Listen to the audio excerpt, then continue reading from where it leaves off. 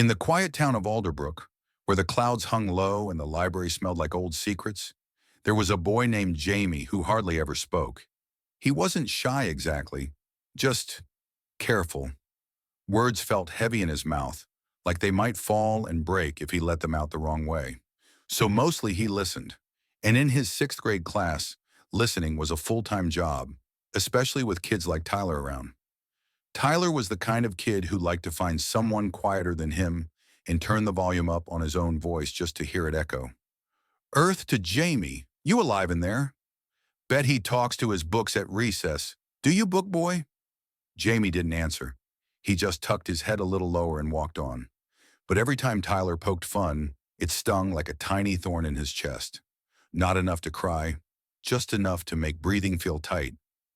Now, what no one knew, not even Jamie, was that something old and magical had been waiting for him.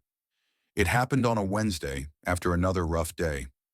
Jamie wandered into the woods behind the school, where the trees grew too close together and sunlight made patterns on the ground like broken glass. He liked it there. It was quiet, like him. That's where he found it. A stone smooth as river glass, glowing faintly under a blanket of moss. It pulsed softly in his hand, warm, and when he held it up to his ear, it whispered. Yes, whispered. It didn't speak in words, not at first, just feelings. But the more Jamie listened, the more he understood. The stone was old, older than the town, and it had one rule. Speak only when it matters, and your voice will carry power.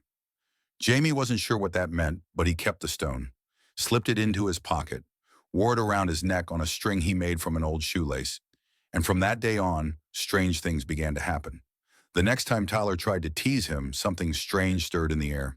Tyler laughed as usual. Look who's wearing a rock necklace now. Is that your pet? But his words didn't land right.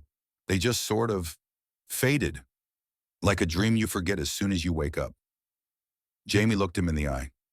Calm. Still. Stop. Just one word. But it was like a ripple went through the classroom. The lights flickered, the windows hummed, and Tyler froze, eyes wide. His face turned pale, and he stepped back, like Jamie was suddenly 10 feet tall. No one laughed. From that day forward, people started seeing Jamie differently. Not because he was louder, he wasn't, but because when he did speak, people listened, like the words came with gravity, like they mattered. Even Tyler changed. Not overnight, but slowly. He stopped teasing. One day he even asked Jamie for help with a story assignment. Jamie smiled and said sure, because magic, Jamie realized, wasn't about fireworks and lightning bolts. Sometimes it was quiet. Sometimes it sat in your pocket and whispered when no one else would listen. And sometimes it gave you the courage to speak, not louder, but clearer, and that was all he needed.